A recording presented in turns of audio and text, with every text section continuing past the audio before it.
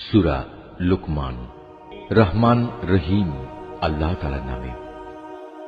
আলিফ লাম মিম, এগুলো হচ্ছে একটি জ্ঞান গর্ভ কিতাবের আয়াত।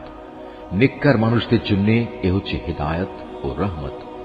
যারা নামাজ প্রতিষ্ঠা করে, যাকাত আদায় করে, সর্বোপরি যারা শেষ বিচার দিনের উপর নিশ্চিত বিশ্বাস রাখে, এই লোকগুলোই তাদের মালিকের পক্ষ থেকে যথার্থ হেদায়েতের উপর রয়েছে।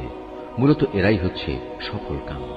মানুষদের মাঝে এমন ব্যক্তিও আছে যে অর্থহীন ও বেহুদা গল্প কাহিনী কেনে, যাতে করে মানুষদের নিতান্ত অজ্ঞতার ভিত্তিতে আল্লাহ তাআলার পথ থেকে দূরে সরিয়ে রাখতে পারে। সে এ নিয়ে হাসি বিদ্রুপ করে। তাদের জন্য অপমানকর শাস্তির ব্যবস্থা রয়েছে।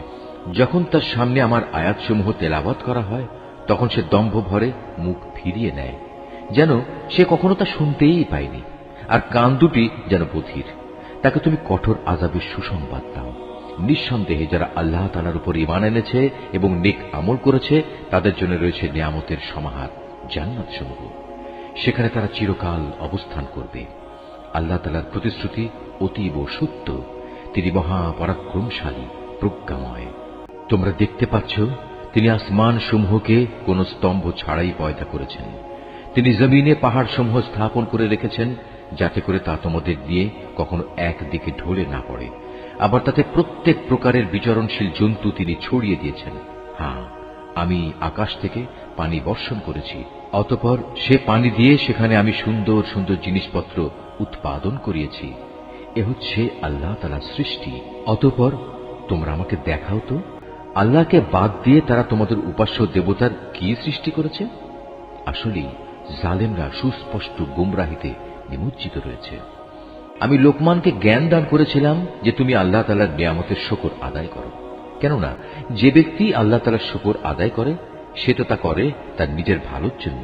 আর যদি কেউ অকৃতজ্ঞতাজনক আচরণ করে, তার জানা উচিত আল্লাহ তাআলা কারোই মুখাপেক্ষী নন। তিনি যাবতীয় প্রশংসার অধিকারী। হে নবী, স্মরণ করো যখন লোকমান তার ছেলেকে নসিহত করতে গিয়ে বলল, হে বৎস, আল্লাহ তাআলার সাথে শিরক করো না, কেননা শিরক হচ্ছে সবচাইতে বড় জুলুম। আমি মানুষকে তাদের পিতামাতার ব্যাপারে নির্দেশ দিয়েছি যেন তারা তাদের সাথে ভালো ব্যবহার করে, কেননা তার মা কষ্টের পর কষ্ট সহ্য করে তাকে গর্ভে ধারণ করেছে এবং 2 বছর পর সে বুকের দুধ খাওয়া ছেড়েছে।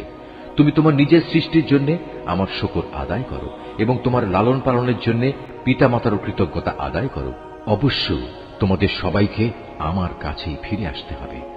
যদি তারা উভয়ে তোমাকে এ বিষয়ের উপর পীড়াপিড়ি করে যে তুমি আমার সাথে শিরক করবে, যে ব্যাপারে তোমার কোনো জ্ঞানই নেই, তাহলে তুমি তাদের দুজনের কারোই কথা মানবে না।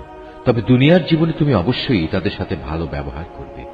তুমি শুধু তার কথাই শুনবে যে ব্যক্তি আমার অভিমুখী হয়ে আছে। অতঃপর তোমাদের আমার দিকেই ফিরে আসতে হবে। তখন আমি তোমাদের বলে দেব তোমরা দুনিয়ার জীবনে কি কি কাজ করতে। লোকমান আরো বলল, হে বৎস, যদি তোমার কোনো আমল সরিষার দানা পরিমাণ ছোট হয় এবং তা যদি কোনো শিলাখণ্ডের ভেতর কিংবা আসমান সমূহেও লুকিয়ে থাকে, অথবা যদি তা থাকে জমিনের ভিতরে, তাও আল্লাহ তাআলা সামনে এনে হাজির করবেন। আল্লাহ তাআলা অবশ্যই সূক্ষ্মদর্শী এবং সকল বিষয়ে সম্মুখ অবগত। লোকমান আরো বলল, হে বৎস, তুমি নামাজ প্রতিষ্ঠা করো, মানুষদের ভালো কাজের আদেশ দাও, মন্দ কাজ থেকে বিরত রাখো। তোমার উপর কোনো বিপদ মুসিবত এসে পড়লে তার উপর ধৈর্য ধারণ করো।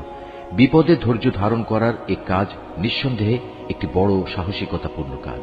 হে বৎস, কখনো অহংকার বশে তুমি মানুষদের জন্য তোমার গাল ফুলিয়ে রেখে তাদের অবজ্ঞা করো না, এবং আল্লাহর জমিনে কখনো ঔদ্ধত্যপূর্ণভাবে বিচরণ করো না, কেননা আল্লাহ তাআলা প্রত্যেক ঔদ্ধত অহংকারীকে অপছন্দ করেন। হে বৎস, জমিনে চলার সময় তুমি মধ্যম পন্থা অবলম্বন করো। তোমার কণ্ঠস্বর নিচু করো, কেননা সব আওয়াজের মধ্যে সবচাইতে অপ্রীতিকর আওয়াজ হচ্ছে গাধার আওয়াজ। তোমরা কি একথা কখনো চিন্তা করে দেখোনি? যা কিছু আসমান সমূহে রয়েছে, যা কিছু রয়েছে জমিনের মধ্যে, আল্লাহ তাআলা তা তোমাদের অধীন করে রেখেছেন এবং তোমাদের উপর তিনি তার দেখা অদেখা যাবতীয় নিয়ামত পূর্ণ করে দিয়েছেন। কিন্তু এ সত্ত্বেও মানুষের মাঝে কিছু এমন আছে যারা আল্লাহ তাআলা সম্পর্কে অর্থহীন তর্ক করে। তাদের কাছে না আছে তর্ক করার মতো কোনো জ্ঞান, না আছে কোনো দীপ্তিমান গ্রন্থ। আর যখন তাদের বলা হয় আল্লাহ তাআলা যা কিছু নাজিল করেছেন তোমরা তার অনুসরণ করো। তখন তারা বলে, আমরা কেবল সে বস্তুরই অনুসরণ করব যার উপর আমরা আমাদের বাপ দাদাদের পেয়েছি। কিন্তু শয়তান যদি তাদের বাপ দাদাদের জাহান্নামের আযাবের দিকে ডাকতে থাকে, তাহলেও কি এরা তাদের অনুসরণ করবে? যদি কোনো ব্যক্তি সৎ কর্মশীল হয়ে আল্লাহ তাআলার কাজে নিজেকে সম্পূর্ণ সঁপে দেয়, তাহলে সে যেন মনে করে এর দ্বারা একটা মজবুত হাতল ধরেছে। কেননা যাবতীয় কাজকর্মের চূড়ান্ত পরিণাম আল্লাহ তাআলার কাছে। যদি কেউ কুফরি করে, তবে তার কুফরি যেন হে নবী তোমাকে দুশ্চিন্তাগ্রস্ত না করে, কারণ তাদের তো আমার কাছেই ফিরে আসতে হবে। অতঃপর আমি তাদের বলে দেব দুনিয়ায় তারা কি আমল করে এসেছে। অবশ্যই আল্লাহ তাআলা মানুষের অন্তরে যা কিছু লুকায়িত আছে সে ব্যাপারে সম্যক অবগত রয়েছেন। আমি তাদের স্বল্প সময়ের জন্য কিছু জীবনোপকরণ দিয়ে রাখব, অতঃপর আমি তাদের কঠিন আযাবের দিকে টেনে নিয়ে যাব। তুমি যদি তাদের জিজ্ঞেস করো আসমান সমূহ ও জমিন কে পয়দা করেছে, তারা অবশ্যই বলবে, হ্যাঁ, আল্লাহ তাআলাই সৃষ্টি করেছেন। তুমি বলো, সমস্ত প্রশংসা আল্লাহ তাআলার জন্য। কিন্তু তাদের অধিকাংশ মানুষই বোঝে না। আকাশমালা ও পৃথিবীতে যা কিছু আছে তা সবই আল্লাহ তাআলার জন্য। অবশ্যই আল্লাহ তাআলা সব ধরনের অভাব মুক্ত এবং তিনি সমস্ত প্রশংসার মালিক। জমিনের সমস্ত গাছ যদি কলম হয় এবং মহাসমুদ্রগুলোর সাথে যদি আরো 7 সমুদ্র যুক্ত হয়ে তা কালি হয়, তবুও আল্লাহ তাআলার গুণাবলী সম্পর্কিত কথাগুলো লিখে শেষ করা যাবে না। নিশ্চয়ই আল্লাহ তাআলা পরাক্রমশালী ও প্রজ্ঞাময়। হে মানুষ, তোমাদের সৃষ্টি করা, তোমাদের সবাইকে পুনরুত্থিত করা মূলত আল্লাহ তাআলার কাছে একজন মানুষের সৃষ্টি ও তার পুনরুত্থানের মতোই। নিঃসন্দেহে আল্লাহ তাআলা সব কিছু শোনেন এবং দেখেন। তুমি কি চিন্তা করে দেখোনি আল্লাহ তাআলা কিভাবে রাতকে দিনের ভেতর প্রবেশ করান, আবার দিনকে রাতের ভেতর প্রবেশ করান? কিভাবে তিনি সূর্য ও চন্দ্রকে তাঁর হুকুমের অধীন করে রাখেন? প্রত্যেক গ্রহ উপগ্রহ আপন কক্ষপথে এক সুনির্দিষ্ট সময় পর্যন্ত আবর্তন করতে থাকবে। নিশ্চয়ই তোমরা যা কিছু করো আল্লাহ তাআলা সে সম্পর্কে সম্যক অবগত রয়েছেন। এটাই চূড়ান্ত। যেহেতু আল্লাহ তাআলা হচ্ছেন সত্য, তাই তাকে ছাড়া এরা অন্য যা কিছুকেই ডাকুক না কেন তা বাতিল। মহান আল্লাহ তাআলা, তিনি সুউচ্চ ও অতি মহান। তুমি কি এটা লক্ষ্য করনি উত্তাল সাগরে একমাত্র আল্লাহ তাআলার অনুগ্রহেই জলযান ভেসে চলেছে, যাতে করে তিনি এর মাধ্যমে তোমাদের তাঁর সৃষ্টি বৈচিত্র্যের নিদর্শনসমূহ দেখাতে পারেন? অবশ্যই প্রতিটি ধৈর্যশীল ও কৃতজ্ঞ ব্যক্তির জন্য এতে অনেক নিদর্শন রয়েছে। যখন সমুদ্রের তরঙ্গমালা চাঁদোয়ার মতো হয়ে তাদের আচ্ছাদিত করে ফেলে, তখন তারা আল্লাহ তাআলাকে ডাকে, দিন একনিষ্ঠভাবে তাঁর জন্যই নিবেদন করে। অতঃপর যখন আমি তাদের উদ্ধার করি, তখন তাদের কিছু লোক বিশ্বাস অবিশ্বাসের মাঝামাঝি অবস্থান করে। অবশ্য যখন স্থলভাগে পৌঁছে দেই, তখন বিশ্বাসঘাতক ও অকৃতজ্ঞ ছাড়া কেউই আমার নিদর্শনসমূহ অস্বীকার করে না।